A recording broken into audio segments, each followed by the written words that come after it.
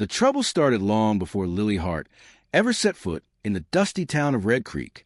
It began on the stagecoach trail somewhere between the burning desert and the jagged Colorado mountains, when bandits chased a coach so hard that the horses nearly collapsed, when a wheel split on a sharp rock and the driver shouted for everyone to jump. Lily hit the dirt hard, her palms scraping open, her heart punching against her ribs. She pushed herself up, breath ragged, watching the stagecoach disappear in a cloud of dust and gunfire. The bandits followed the coach, not her, but the fear still clung to her like a second skin. Alone, 40 miles from the nearest town.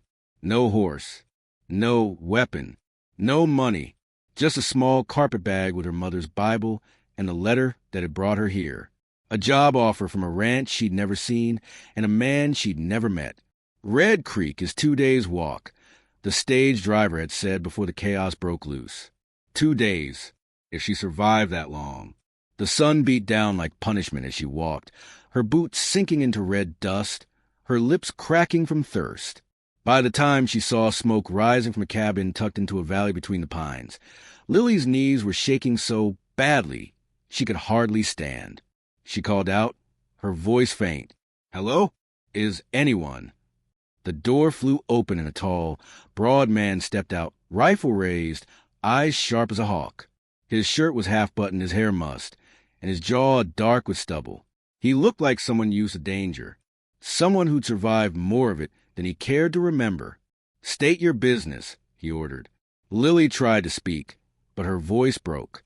She took one step toward him, and her vision blurred. The world tilted. She stumbled forward, straight into him. He caught her automatically, big hands steadying her waist as she collapsed against his chest. For a heartbeat, neither of them moved. His grip tightened, and she felt the strength of him, the warmth, the steady rise and fall of his breath. "Sweet Lord," he groaned, more surprised and angry. "You're going to break this bed frame if I bring you inside like this." Her head rested against him, dizzy and exhausted. "Bed frame," she whispered. "I only need water." "You need more than that," he muttered.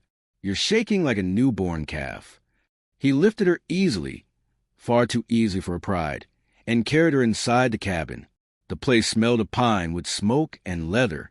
A sturdy bed stood against the far wall, hand-built and reinforced like a man who'd had one break on him before.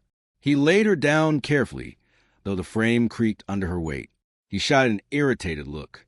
"Told you it'd break," he muttered. Then he turned to her. "Can you sit, or do you want to prop you up?"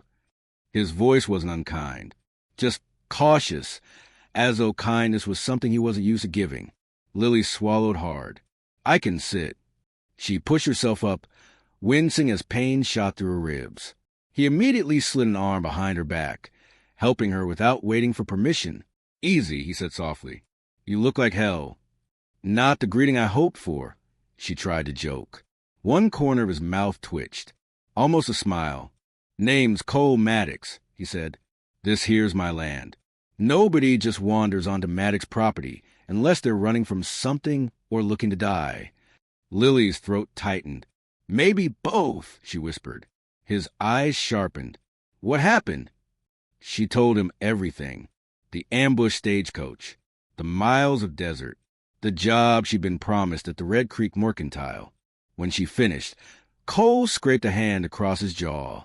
"Red Creek ain't safe for a woman alone," he said.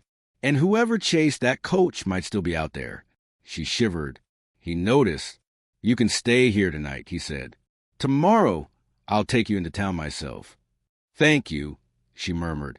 But Cole was already moving around the small cabin, setting a kettle on the stove, pulling down blankets, checking the locked windows with the quick efficiency of a man who'd learned to expect trouble. Lily watched him, her heart beating in a strange new rhythm. This man was dangerous, not because of the gun on his hip or the scars on his knuckles, but because of the quiet loneliness in his eyes, a loneliness that matched her own. When he finally brought her water and a clean cloth for her cuts, he knelt beside the bed, close enough that she could see the flecks of gold in his dark eyes. "You're safe here," he said. Something in the way he said it made her believe him. But outside in the darkening woods, a twig snapped. Cole's head snapped up. He reached for his rifle. Someone followed you, he whispered. And they're here. Lily's blood turned cold. The danger she'd escaped had just found her again.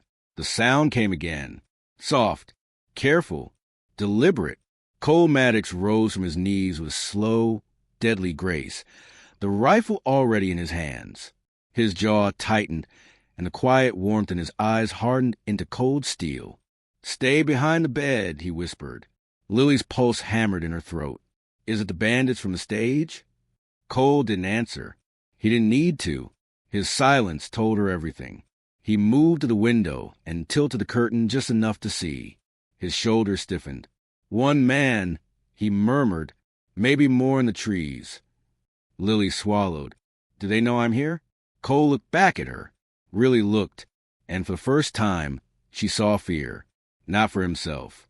For her. "Yeah," he said quietly. "They know." He moved like a man who'd done this 100 times before, but never wanted to again. He checked the lock on the door, the bullets in his rifle, then the knife strapped to his boot. "Cole," Lily whispered, "what do you want me to do?"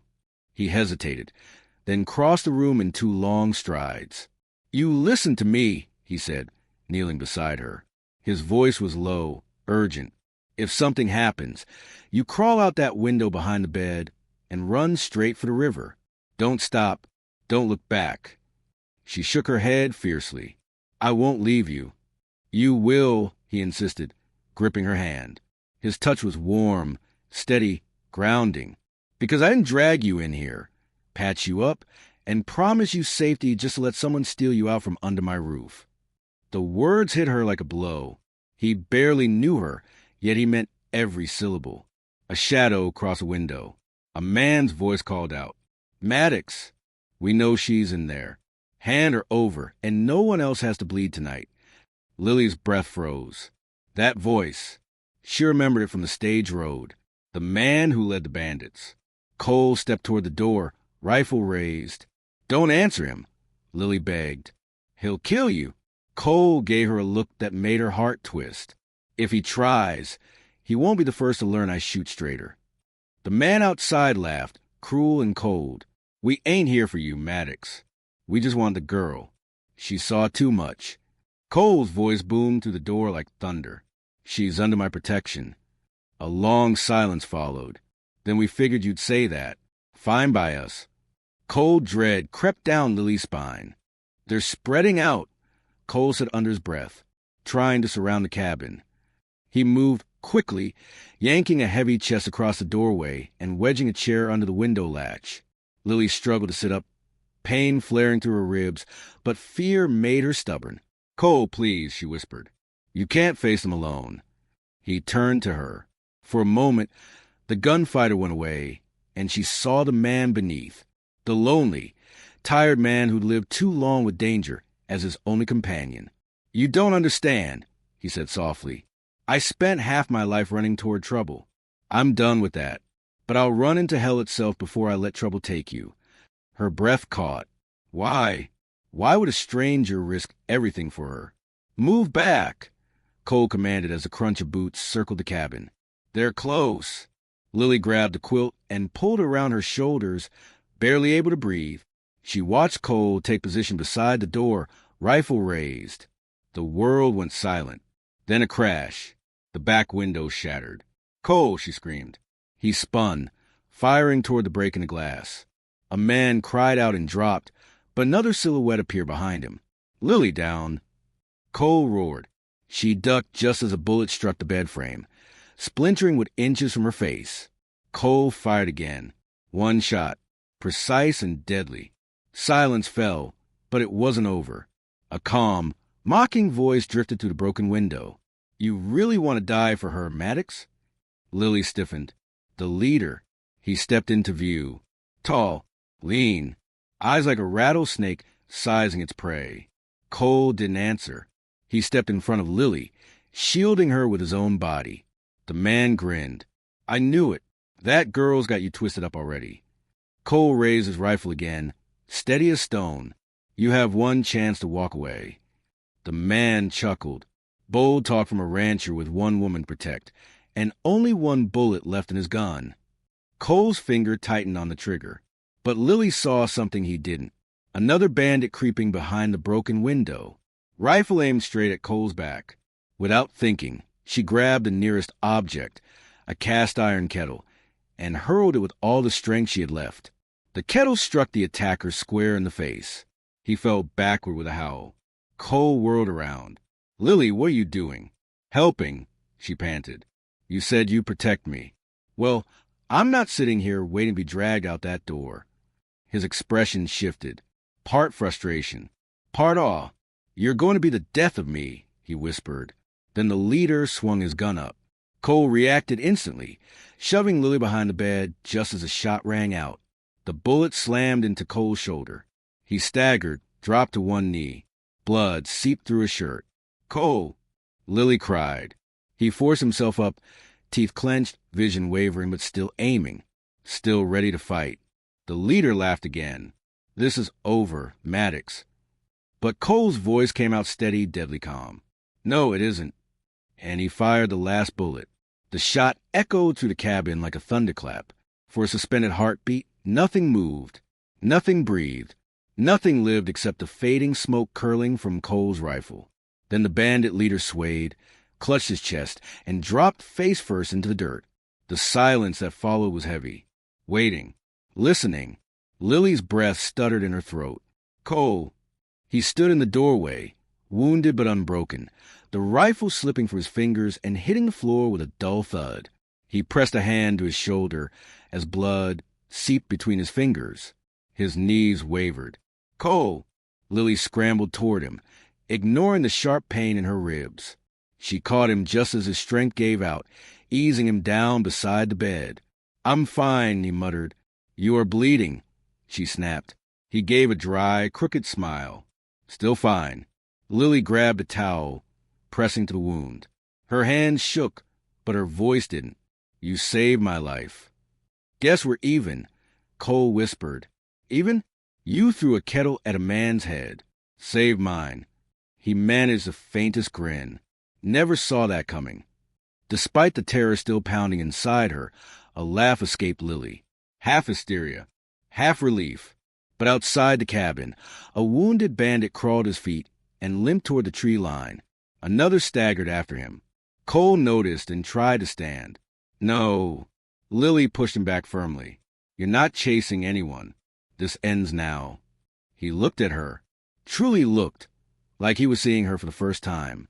"You're braver than you look. And you're a fool for thinking I'd let you bleed to death." She tore a strip from a quilt's edge and tied it tight around his shoulder. Cole hissed, but didn't pull away. "Good Lord," he murmured. "You're a little wildfire, you know that?" Her cheeks warmed. "I'd do what I must." He leaned his head back against the bedframe with a groan.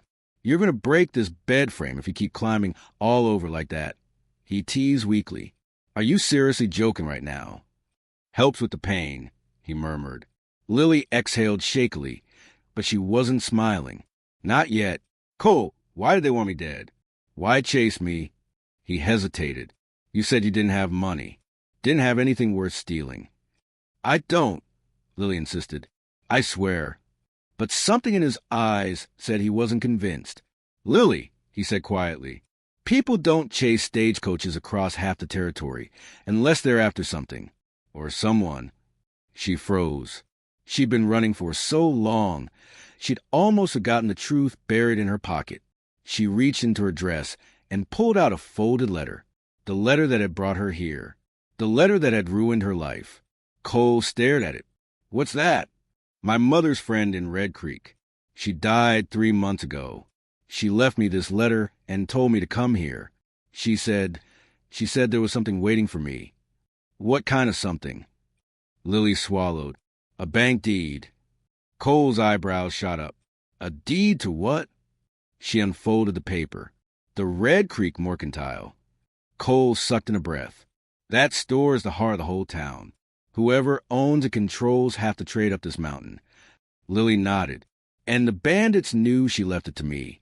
Cole's jaw tightened. "Then they weren't after your money." He leaned forward. "They were after your future." A cold chill crept through her. "They wanted to kill me so they could claim the deed." "They ain't claiming nothing now." Cole said darkly. Suddenly, a horse whinnied outside. Lily's heart jumped. More trouble. More enemies. More gunfire. But then, footsteps. Purposeful. Confident. Cole reached for his gun, but Lily grabbed his hand. Wait! A deep voice called through the open window. Maddox, you alive in there? Cole let out a breath of relief. That's Sheriff Tate. Lily nearly collapsed from relief. Moments later, the sheriff and his deputies entered the clearing, lanterns held high. They saw the bodies, the broken glass, the bullet holes peppering the cabin walls. Well, Sheriff Tate drawled, knew trouble was brewing, but didn't figure it would look quite this messy. Cole groaned. They attacked my cabin. They'll answer for it. The sheriff tipped his hat toward Lily. Miss, you'll have protection from here on out. Red Creek ain't gonna let bandits decide who owns our mercantile. Lily felt tears sting her eyes for the first time in months. She wasn't running anymore. The sheriff helped lift Cole to the bed. Lily refused to leave his side. You saved me, she whispered. As Cole's eyes fluttered, he forced a tired smile. And I'll keep doing it, if you'll stay. Lily's breath caught. You want me to stay? Here? With you? He met her gaze, unguarded and raw. You stumbled into my life and nearly broke my bed frame, he murmured. Figure that means something. A soft laugh escaped her, a sound full of wonder and fear and hope. Then yes, she whispered. I'll stay. He reached for her hand, fingers trembling from exhaustion. Good, he breathed, because I ain't letting you walk out into trouble again. Lily sat beside him, brushing his bruised cheek with gentle fingers. Outside, deputies gathered the wounded bandits. Inside, the fire crackled softly, casting warm light across Cole's battered but determined face. For the first time, Lily felt safe, not because danger was gone, but because she wasn't facing it alone. As Cole drifted toward sleep, he murmured, Lily? Yes. Tomorrow, I'll build a stronger bed frame. She laughed, tears slipping down her face. Please do. And when the sheriff closed the cabin door behind him, Lily realized something else. She hadn't just found safety. She hadn't just found protector. She'd found a home,